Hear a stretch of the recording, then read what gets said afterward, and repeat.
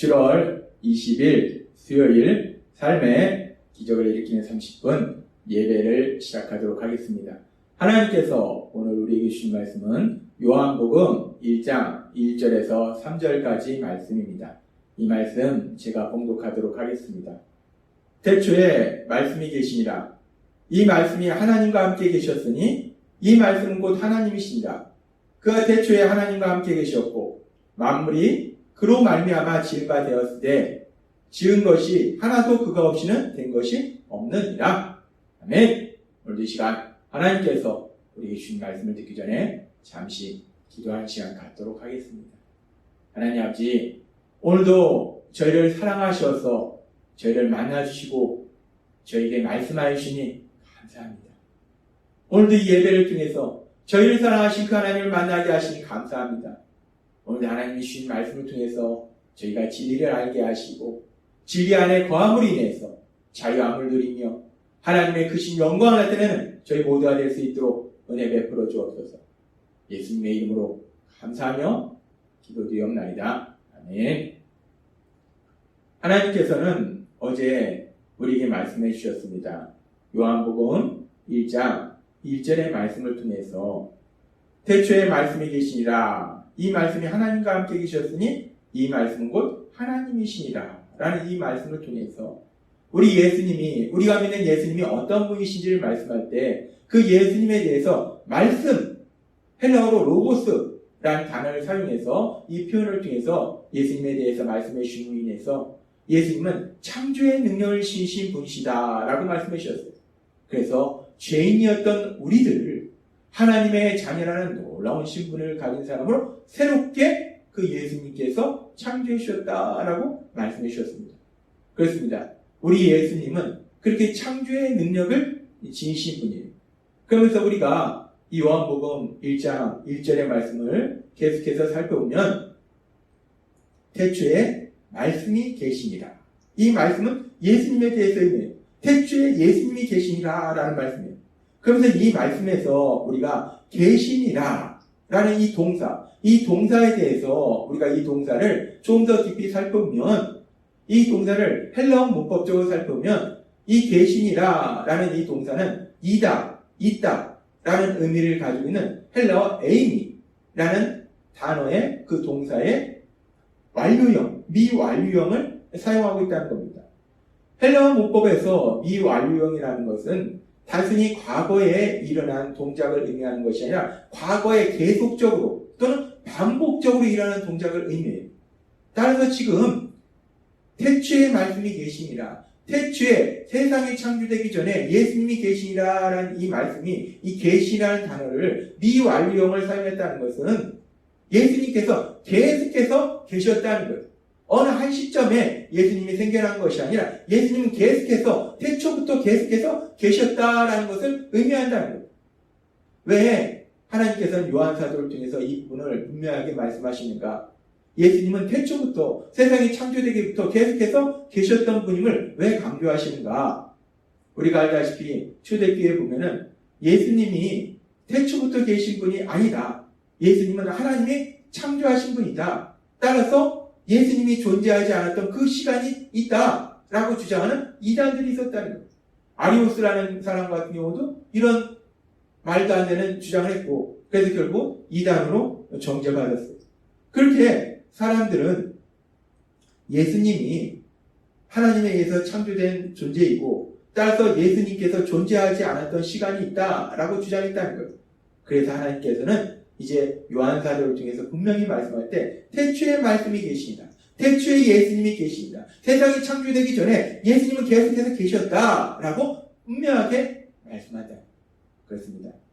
우리 예수님은 세상이 창조되기부터 그 전부터 계속해서 존재하고 계셨다는 거예요. 그러면서 지금 우리가 요한복음 1장 1절의 말씀을 우리가 다시 한번 살펴보면 태초에 말씀이 계시니라. 이 말씀이 하나님과 함께 계셨으니 이 말씀은 곧 하나님이시니라 라고 말씀합니다. 세상이 창조되기 전부터 계셨던 그 말씀은 예수님을 의미하는데 그 말씀이 곧 하나님이시니라. 즉 예수님이 하나님이시다라고 지금 말씀한다는 거예요. 예수님은 하나님이시다. 예수님이 하나님이시라는 거예요. 우리가 알다시피 하나님 아버지는 하나님이세요. 근데 또 하나님 아버지의 아들인 예수님도 하나님이시라는 거예요. 우리는 이 말씀을 통해서 우리가 신학적으로 아주 중요한 개념이 삼위일체, 그 삼위일체 개념에 대해서 좀 알 수 있습니다. 하나님께서는 이스라엘 백성들에게 신명기 6장 4절의 말씀을 통해서 이렇게 말씀하셨어요. 이스라엘아 들으라. 우리 하나님 여호와는 오직 하나인 여호와시니라고 말씀하셨어요. 하나님은 분명히 이스라엘 백성에게 하나님은 한 분이시다라고 말씀하는 거예요. 하나님은 한 분이시다. 너희가 믿는 여호와, 그 여호와 하나님은 한 분이시다라고 분명하게 말씀하셨다는 거예요. 그렇습니다. 하나님은 한 분이세요. 하나님은 한 분이신데 지금 우리가 읽은 말씀에 보면은 예수님도 하나님이시라는 거예요. 하나님의 아버지도 하나님이시고 예수님도 하나님이시라는 거예요. 그리고 우리가 삼위일체에 의하면 하나님 아버지도 예수님이시고 하나님 아버지도 하나님이시고 예수님도 하나님이시고 성령님도 하나님이시다.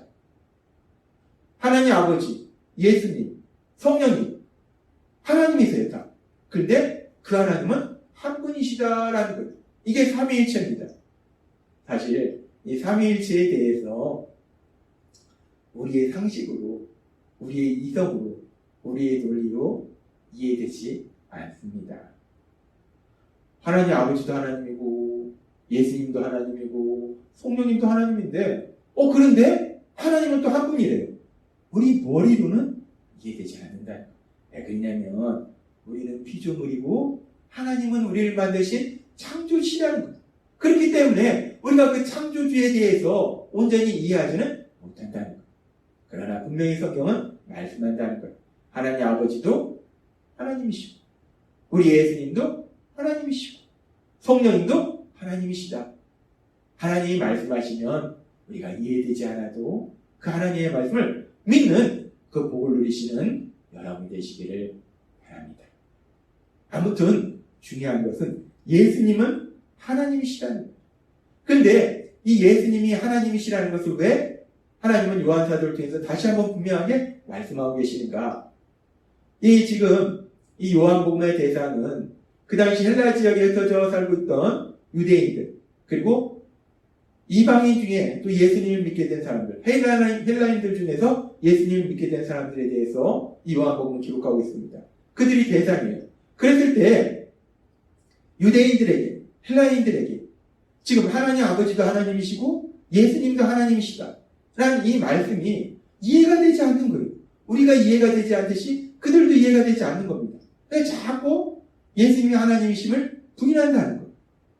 유대인들에게는 앞에서 살펴봤다시피 이미 하나님께서 신명기의 말씀을 통해서 하나님은 한 분이시다라고 말씀하셨는데 예수님이 그 하나님이시라고 하니까 하나님 아버지가 하나님이신데 예수님이 하나님이시라고 하니까 이건 뭐냐?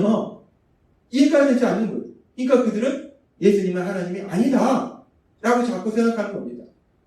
그리고 헬라인들은 왜 예수님이 하나님이 아니라고 생각하는가? 그 당시 헬라 사람들에게 큰 영향을 미쳤던 헬라 철학에서는 이원론을 가리키고 있어요. 이원론이라는 건 뭐냐면 정신적인 세계는 선한 것이고 즉 영적인 세계는 선한 것이고 육적인, 물질적인 모든 것은 악하다라고 그들은 가르쳤다는 겁니다. 따라서 하나님이, 신이 이 악한 물질의 모습으로 인간의 육체의 모습으로 올 수는 없다는 거예요. 따라서 예수님이 하나님일 수는 없다는 겁니다. 그렇게 유대인들이나 헬라인들이나 자신들이 가지고 있던 생각으로 인해서 예수님이 하나님이심을 자꾸 부인하는 거예요. 그래서 하나님은 요한사도를 통해서 분명하게 말씀하시는 거예요.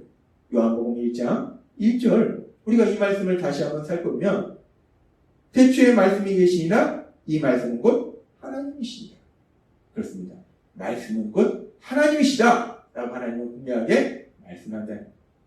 그러면서 우리가 여기서 근데 왜 하나님은 예수님이 하나님이시다 라는 것을 우리에게 그렇게 강조해서 말씀하실까? 물론 예수님이 하나님이시기 때문에 우리에게 그 진리를 말씀하시는 건데 예수님이 하나님이시라는 것이 우리의 삶 속에 너무나 중요한 부분을 차지한다는 거예요. 왜 그렇게 예수님이 하나님이시라는 것이 우리 삶 속에 중요한가? 예수님이 하나님이 아니시고 우리와 똑같은 인간이시라면은 예수님의 십자가 죽으심은 아무런 의미가 없는 죽음이라는 거예요. 왜냐하면 모든 사람은 죄를 졌기 때문에 예수님이 우리와 단순히 똑같은 인간이라면 예수님의 십자가 죽으심은 자기 죄로 인한 죽음이라는 거예요. 우리 죄를 대속하기 위한 죽음이 아니라는 거예요. 따라서 우리 죄가 사함받지 못한다는 거예요. 그런데 예수님은 하나님이시기 때문에, 그렇기 때문에 예수님은 죄가 없으신 분이시고, 그래서 예수님의 십자가 죽으심은 죄를 지은 우리를 대신하여 우리가 받아야 할 죄의 형벌을 대신 받으신 형벌 대속의 죽으심이 된다는 거예요. 그래서 그 예수님의 십자가 죽으심을 통해서 우리가 죄에서 구원받는 구원의 그 놀라운 역사가 이루어진다는 거예요. 그래서 하나님께서는 예수님이 하나님이심을 다시 한번 우리에게 말씀해 주신 거예요. 하나님께서는 구약의 이스라엘 백성들에게 죄사함을 받을 수 있는 방법에 대해서 말씀해 주셨어요. 출애굽한 이스라엘 백성들에게 속죄의 제사를 통해서 속죄의 제물이 죄를 지은 사람을 대신해서 죽음의 형벌을 대신 받음으로 인해서 속죄의 제물의 죽음을 통해서 죄사함을 받는 방법을 말씀해 주셨어요. 근데 구약의 제사는 한계가 있습니다. 인간보다 열등한 존재인, 하등한 존재인 동물의 죽음을 통해서 죄사함을 받기 때문에 그 유효기간이 1년밖에 안 되더라고요. 그래서 다시 그 다음 해가 되면은 온 이스라엘 백성을 위해서 대속죄일에 또 동물의 제사를 통해서 또 속죄 제사를 드려야 돼요. 그 다음에 해가 되면 또 속죄 제사를 드려야 돼요. 그렇게 속죄 제사를 반복해서 드려야 됐다는 거예요. 그런데 우리 예수님은 하나님이시기 때문에 우리 예수님께서 죄를 지은 우리를 대신해서 형벌 대속의 죽으심을 통해서 우리를 죄에서 구원하신 것은 우리 예수님이 하나님이시기 때문에 그 예수님의 그 속죄의 제사는 영원한 제사가 된다는 거예요. 그래서 이 부분에 대해서 하나님은 히브리서 10장 4절부터의 말씀을 통해서 분명하게 말씀하십니다. 이는 황소와 염소의 피가 능히 죄를 없이 하지 못합니다. 제사장마다 매일 서서 섬기며 자주 같은 제사를 드리되 이 제사는 언제나 죄를 없게 하지 못하거니와 라고 말씀합니다. 황소와 염소의 피가 속죄 제물의 그 죽음이 우리의 죄를 온전히 깨끗하게 하지 못한다는 거예요. 우리를 죄에서 완전히 벗어나도록 만들어주지 못한다는 거예요. 그래서 매년 같은 제사를 드려야 된다는 거예요. 그런데 이제 하나님이신 예수님께서 속죄의 제사를 드리면 히브리서 10장 12절부터 이렇게 말씀합니다. 오직 그리스도는 죄를 위하여 한 영원한 제사를 드리시고 하나님 우편에 앉으사 그 후에 자기 원수들을 자기 발등상이 되게 하실 때까지 기다리시나니 그가 거룩하게 된 자들을 한 번의 제사로 영원히 온전하게 하셨느니라 라고 말씀합니다. 예수님은 하나님이시기 때문에 그 예수님의 형벌 대속의 죽으심은 완전한 속죄의 제사가 된다는 거예요. 영원한 속죄의 제사가 된다는 거예요. 이제 다시는 우리가 속죄의 제사를 드릴 필요가 없다는 겁니다. 그 예수님을 믿으면 이제 우리는 죄사함 받아서 더 이상 죄의 문제로 인하여 걱정할 필요가 없다는 겁니다. 그래서 예수님이 하나님이심을 하나님께서는 분명하게 말씀하신 거예요. 예수님이 하나님이실 때 예수님의 십자가 죽으심은 우리 죄를 대신하여 죽으신 형벌 대속의 죽으심이 되는 것이고, 그랬을 때 우리가 죄상을 받는 구원의 역사가 분명하게 일어났다는 겁니다. 하나님은 오늘 우리에게 말씀하십니다. 그렇게 예수님께서 죄를 지은 우리를 대신해서 십자가에 돌아가심으로 인해서 우리 죄를 사하셨음을 분명하게 말씀한다는 거예요. 오늘도 우리에게 주신 말씀처럼 우리가 믿는 예수님, 그 예수님이 하나님이심을 믿음으로 인해서 그 예수님이 이루신 그 십자가 대속사역을 통해서 죄사함 받아서 어제도 우리에게 주신 말씀처럼 이제 죄인에서 하나님의 자녀라는 놀라운 신분으로 변화되는 복을 누리시는 여러분이 되시길 주님의 이름으로 축원합니다. 기도하겠습니다. 하나님 아버지 감사합니다. 오늘도 주신 말씀처럼 하나님이신 예수님, 그 예수님으로 인해서 우리 죄를 사하시는 속죄의 제사가 완성되었기 때문에 이제 그 예수님을 통해서 우리가 죄사함 받아서 하나님의 자녀는 놀라운 신분으로 변화되는, 새롭게 창조되는 복을 누리게 하시니 감사합니다. 늘 그 예수님의 안에 거함을 위해서 하나님 신복을 마음껏 누리는 저희 모두가 될 수 있도록 은혜 베풀어 주옵소서. 예수님의 이름으로 감사하며 기도드리옵나이다. 아멘. 이 시간도 하나님께서 우리 주신 말씀을 묵상하면서 조용히 기도하는 시간 갖도록 하겠습니다.